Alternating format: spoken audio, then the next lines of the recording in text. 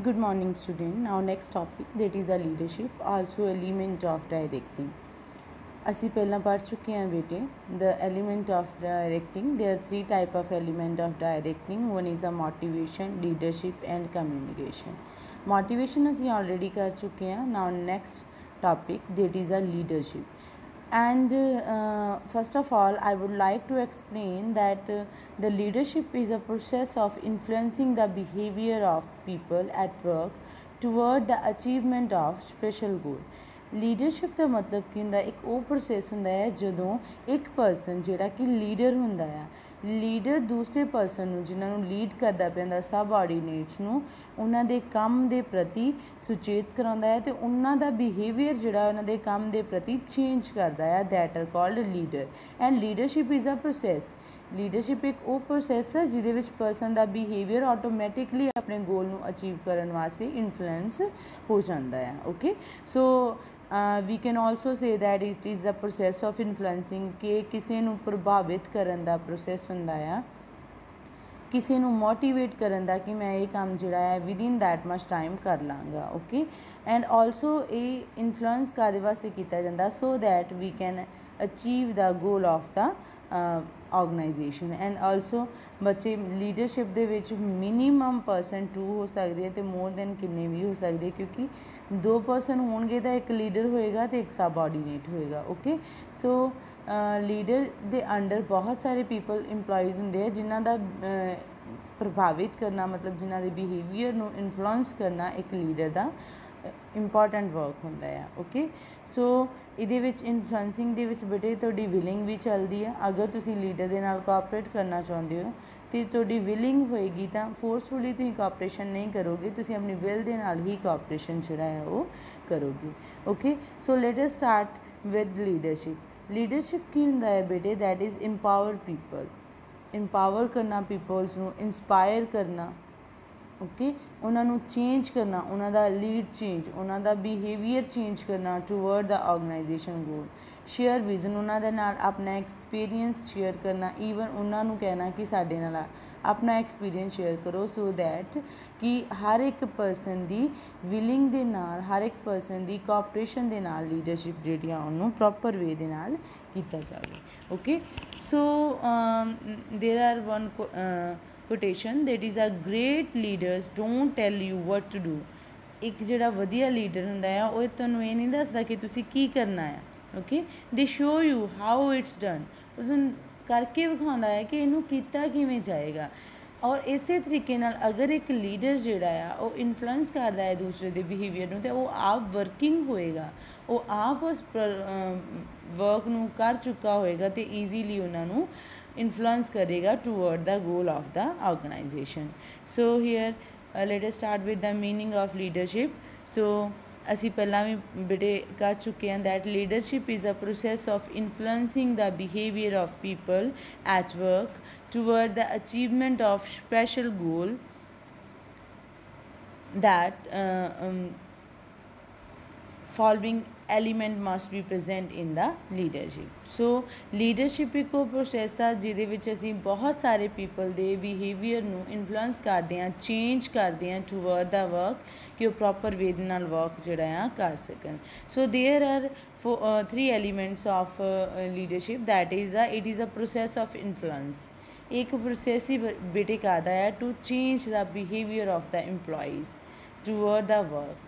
Okay, so the influence is always for achievement of common goal।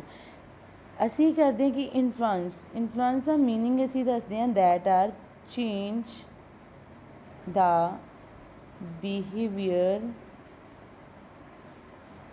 of employee।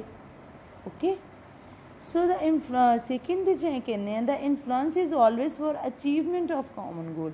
influence ਮਤਲਬ behavior ਕਿਉਂ change ਕਰਨਾ ਹੈ people the so that they can achieve the goal of the organization। okay, so third There must be minimum 2 or more person present. Influencing your own behavior is not leadership. ਜਦੋਂ ਤੁਸੀਂ ਆਪਣਾ behaviour influence ਕਰਦੇ ਹੋ ਨਾ, ਆਪਣਾ behaviour ਖੁਦ ਬਖੁਦ ਵਿਲਿੰਗਨੈਸ ਦੇ ਨਾਲ ਚੇਂਜ ਕਰਦੇ ਹੋ ਨਾ ਟੂਵਰਡ ਐਨੀ ਵਰਕ, ਉਹਨੂੰ ਲੀਡਰਸ਼ਿਪ ਨਹੀਂ ਕਿਹਾ ਜਾਂਦਾ। ਤੁਸੀਂ ਜਦੋਂ ਆਪਣਾ ਖੁਦ ਦਾ ਬਿਹੇਵੀਅਰ ਚੇਂਜ ਕਰਦੇ ਹੋ, ਦੈਟ ਆਰ ਕਾਲਡ ਮੋਟੀਵੇਸ਼ਨ, ਕਿ ਤੁਹਾਨੂੰ ਮੋਟੀਵੇਸ਼ਨ ਹੈ, ਤੁਹਾਡੇ 'ਚ ਮੋਟੀਵੇਸ਼ਨ ਹੈਗੀ ਹੈ, ਤੁਸੀਂ ਕੋਈ ਕੰਮ ਕਰਨਾ ਚਾਹੁੰਦੇ ਹੋ, ਪ੍ਰੋਪਰ ਵੇ ਦੇ ਨਾਲ ਕਰ ਸਕਦੇ ਹੋ। ਸੋ ਦੇਅਰ ਮਸਟ ਬੀ ਮਿਨੀਮਮ 2 ਔਰ ਮੋਰ ਪਰਸਨ ਪ੍ਰੈਜ਼ੈਂਟ। ਇਹਦੇ ਵਿੱਚ ਉਹਨਾਂ ਕਿਹਾ ਘੱਟ ਤੋਂ ਘੱਟ 2 ਅਤੇ ਜ਼ਿਆਦਾ ਪਰਸਨ ਜਿਹੜੇ ਉਹ ਪ੍ਰੈਜ਼ੈਂਟ ਹੋ ਸਕਦੇ ਆ, ਸੋ ਦੈਟ ਕਿ ਉਹ ਕਿਸੇ ਪਰਸਨ ਦਾ ਬਿਹੇਵੀਅਰ ਜਿਹੜਾ ਆ ਉਹ ਚੇਂਜ ਕਰ ਸਕਣ। Okay, so next that is a feature of leadership.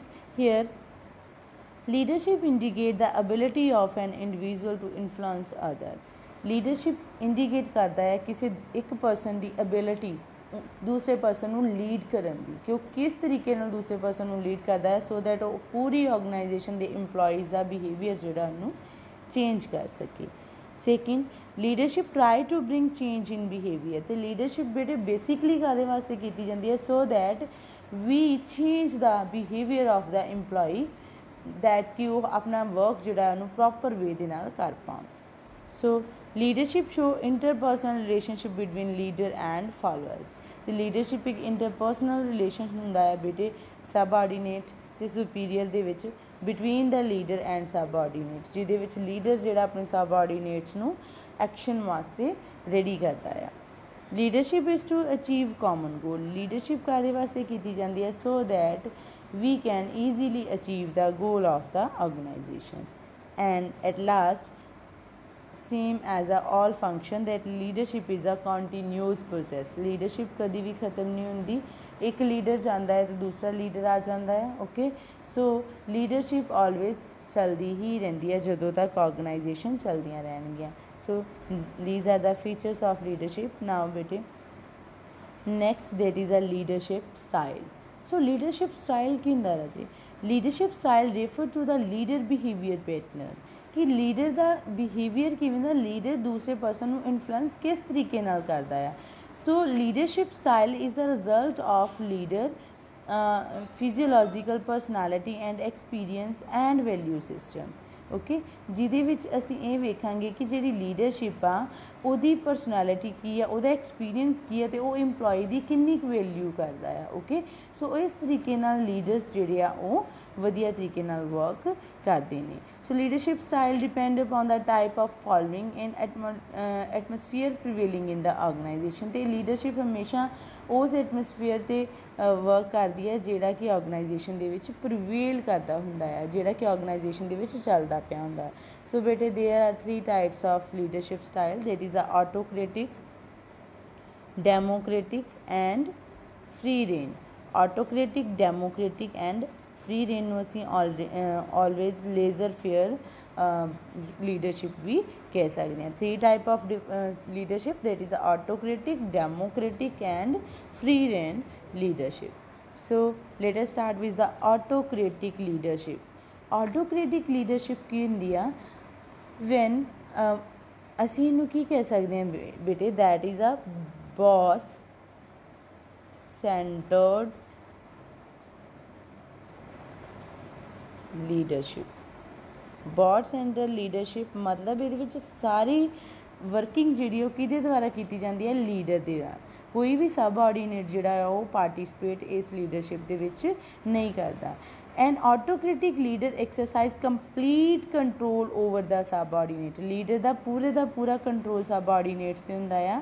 ਉਹ ਆਪਣੀ ਪਾਵਰ ਜਿਹੜੀ ਆ ਉਹ ਸਬਆਰਡੀਨੇਟ ਨੂੰ ਡਿਵਾਈਡ ਨਹੀਂ ਕਰਦਾ। He centralized power in himself and take all decision without consulting the subordinate. ਉਹ ਸਬਆਰਡੀਨੇਟ ਨੂੰ ਦੱਸੇ ਤੋਂ ਬਿਨਾਂ ਕੋਈ ਵੀ ਡਿਸੀਜ਼ਨ ਜਿਹੜਾ ਆ ਲੈ ਸਕਦਾ ਆ। Doesn't delegate the authority and leader always provide the order to the subordinates and subordinate follow that order. Okay, so leader ਜਿਹੜਾ ਇਹਦੇ ਵਿੱਚ rewards ਤੇ penalty ਵੀ provide ਕਰਵਾ ਸਕਦਾ ਹੈ subordinates ਨੂੰ। Okay, so here that is the autocratic leader, and autocratic leader is the one who believe in centralized control in his own hand. Autocratic leader किहड़ा हुंदा है बेटे, जिहड़ा ये बिलीव करदा है कि उन्हें सारे दा सारा कंट्रोल अपने हत्थ दे विच रखना है, अपना कंट्रोल दूसरे परसन नूं नहीं देना, उन्हें अपने सबऑर्डीनेट्स कोलों एडवाइस नहीं लेनी, doesn't take any advice from his subordinate. Okay, now next that is a democratic leader. Democratic leader किहड़ा हुंदा है बेटा जी, डेमोक्रेटिक लीडर ग्रुप सेंटर्ड हुंदा है। ग्रुप सेंटर्ड मतलब ये जिहड़ा लीडर हुंदा है सारे पर्सन नाल कंसर्न करदा, अपने सबऑर्डीनेट नाल कंसर्न करदा आ, उन्हां कोल डिसीजनस लैंदा आ, उन्हां दियां सारियां प्रॉपर जिहड़ियां हैगियां वा वर्किंग्स उन्हां कोल सुनदा आ, ठीक है, उन्हां दियां प्रॉब्लम्स की ने वो सुनदा आ। ओके, सारियां चीज़ां जिहड़ियां आ वो सुन के ही वर्क करदा, that are called democratic. Okay, so under the style leaders take decision in consulting and participating with employees. वो अपने इंप्लॉइज़ नाल कंसल्ट करता है। ओके, सो उन्होंने नाल पार्टिसिपेट करता है। Okay, so also he delegate the authority. Okay, leader follow the opinion of A majority. Leader हमेशा बहुत सारे पीपल्स का ओपीनियन लैंदा आ ते ओहदे बेस ते ही अपना जिहड़ा वर्क आ उन्होंने सबऑर्डीनेट्स को करवाउंदा आ। And leader also listen the suggestions, grievances and opinion of the subordinate. ते हमेशा फ्रीडम ऑफ थिंकिंग दी इंफॉर्मेशन जिहड़ी वो रखदा है। एंड डेमोक्रेटिक लीडरशिप जिहड़ी है बेटे that are more successful as compared than autocratic leaders. Okay, so what do you mean by leadership, democratic leadership? Democratic leadership involve employee in final decision that will be made by the leader, taking and synthesis the best of advice. वो सारे person दी advice लैंदा आ। Okay, ते उन्हां दे विचों best advice नूं choose करके organisation दे विच उन्होंने follow करता है। ओके, सो स्ट्रेंथ की है बेटे, keep employ engage and inspire creativity. ये बहुत सारी क्रिएटिविटी होंगी है।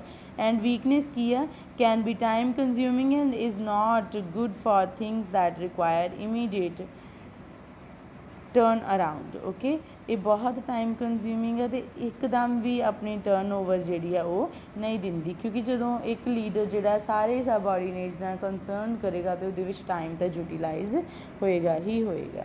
सो next that is a laissez faire leadership. Laissez faire leadership also we can say that free rein leadership. As we know that बेटे कि जिहड़ा तुहाडा ऑटोक्रेटिक लीडरशिप हुंदा आ उहदे विच सारे दा सारा वर्क जिहड़ा आ वो कौन करदा आ, वर्क सबऑर्डीनेट करदे आ, पर डिसीजन कौन लैंदा है, लीडर करदा है। ते कोई भी अपनी अथॉरिटी जिहड़ी आ वो दूसरे पर्सन नूं डिवाइड नहीं करदा।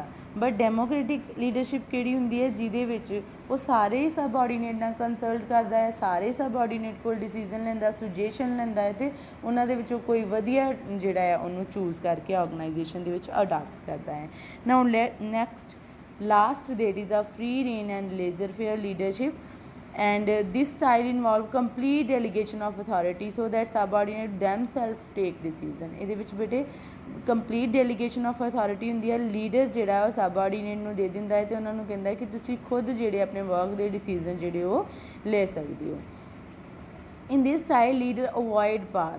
ਇਹਦੇ ਵਿੱਚ ਲੀਡਰ ਹਮੇਸ਼ਾ ਪਾਰ ਨੂੰ ਅਵੋਇਡ ਕਰ ਦਿੰਦਾ ਹੈ, ਕਿਉਂਕਿ ਉਹਨੇ ਕੀ ਕਰਨਾ ਹੁੰਦਾ ਹੈ, serve only as a contact to bring information and resource needed by subordinate. ਉਹਨੇ ਸਿਰਫ ਇਨਫੋਰਮੇਸ਼ਨ ਪ੍ਰੋਵਾਈਡ ਕਰਵਾਉਣੀ ਹੁੰਦੀ ਹੈ ਅਤੇ ਜਿਹੜੀਆਂ ਚੀਜ਼ਾਂ ਦੀ ਉਹਨਾਂ ਨੂੰ ਜ਼ਰੂਰਤ ਹੁੰਦੀ सबऑर्डीनेट्स ਨੂੰ ਉਹ ਪ੍ਰੋਵਾਈਡ ਕਰਵਾਉਣੀ ਹੁੰਦੀ ਹੈ। ਇਸ ਤੋਂ ਇਲਾਵਾ ਉਹ ਉਹਨਾਂ ਦੀ ਵਰਕਿੰਗ ਦੇ ਵਿੱਚ ਦਖਲ ਅੰਦਾਜ਼ੀ ਨਹੀਂ ਕਰਦਾ। So free in leadership, a laissez-faire leader believes in giving complete freedom to their subordinates so as to enable them their own target and also determine the way of achieving them। Laser-fair leaders जिहड़े आ वो believe करते हैं कि एक person जेकर freely अपना work करेगा तो वो अपने टारगेट नूं खुद चूज़ करेगा तो उन्होंने खुद अचीव करेगा, so that they can easily achieve the goal of the organisation. So there are some advantages of laissez faire leadership, that is a positive effect. तो इंप्लॉय नूं हमेशा जॉब सैटिस्फैक्शन रहिंदी है। ਜਿਹਦੇ ਵਿੱਚ ਬੇਟੇ ਸਬਆਰਡੀਨੇਟ ਦੀ ਡਿਵੈਲਪਮੈਂਟ ਦੇ ਮੈਕਸਿਮਮ ਸਕੋਪ ਹੁੰਦੇ ਨੇ ਅਤੇ ਉਹ ਆਪਣਾ ਪੋਟੈਂਸ਼ੀਅਲ ਅਤੇ ਕੈਪੇਬਿਲਿਟੀ ਫੁੱਲ ਯੂਟੀਲਾਈਜ਼ ਕਰਦੇ ਨੇ। Whereas there are some disadvantage also, that is subordinate don't get the guidance and support of the leader. Subordinate ਨੂੰ ਗਾਈਡੈਂਸ ਅਤੇ ਸਪੋਰਟ ਦੀ ਜ਼ਰੂਰਤ ਨਹੀਂ ਹੁੰਦੀ ਲੀਡਰ ਦੀ, ਉਹ ਲੈਂਦੇ ਹੀ ਨਹੀਂ ਆ। ਓਕੇ, ਸੋ ਜਿਹਦੇ ਨਾਲ ਲੀਡਰਸ਼ਿਪ ਜਿਹੜੀ ਆ ਉਹ ਬਿਲਕੁਲ ਵੀ ਰਿਮੂਵ ਹੋ ਜਾਂਦੀ ਹੈ। It ignore the contribution of leader, ਅਤੇ ਉਹ ਇਗਨੋਰ ਕਰ ਦਿੰਦੇ ਅਗਰ ਲੀਡਰ ਉਹਨਾਂ ਨੂੰ ਕੋਈ ਇਨਫੋਰਮੇਸ਼ਨ ਦਿੰਦਾ ਵੀ ਹੈ ਤਾਂ ਉਹਨੂੰ ਵੀ ਇਗਨੋਰ ਕਰ ਦਿੰਦੇ ਆ। Okay, so subordinate may work in different direction and result in ਚਾਕਸ। ਜਿਹੜਾ ਸਬਆਰਡੀਨੇਟ ਆ ਉਹ ਡਿਫਰੈਂਟ ਡਾਇਰੈਕਸ਼ਨ ਦੇ ਵਿੱਚ ਵਰਕ ਕਰਦਾ ਹੈ, ਉਹ ਇਕੱਠੇ ਹੋ ਕੇ ਵਰਕ ਜਿਹੜਾ ਆ ਉਹ ਨਹੀਂ ਕਰਦੇ। ਸੋ ਐਟ ਲਾਸਟ ਬੇਟੇ this is the your leadership topic. ਇਹਦੇ ਵਿੱਚ ਕੁਛ ਐਡਵਾਂਟੇਜਸ ਅਤੇ ਡਿਸਐਡਵਾਂਟੇਜਸ ਤੁਸੀਂ ਆਪਣੀ ਬੁੱਕ ਤੋਂ ਰੀਡ ਕਰਿਓ। If there are any problem you can ask me. Okay, so thanks and have a nice day.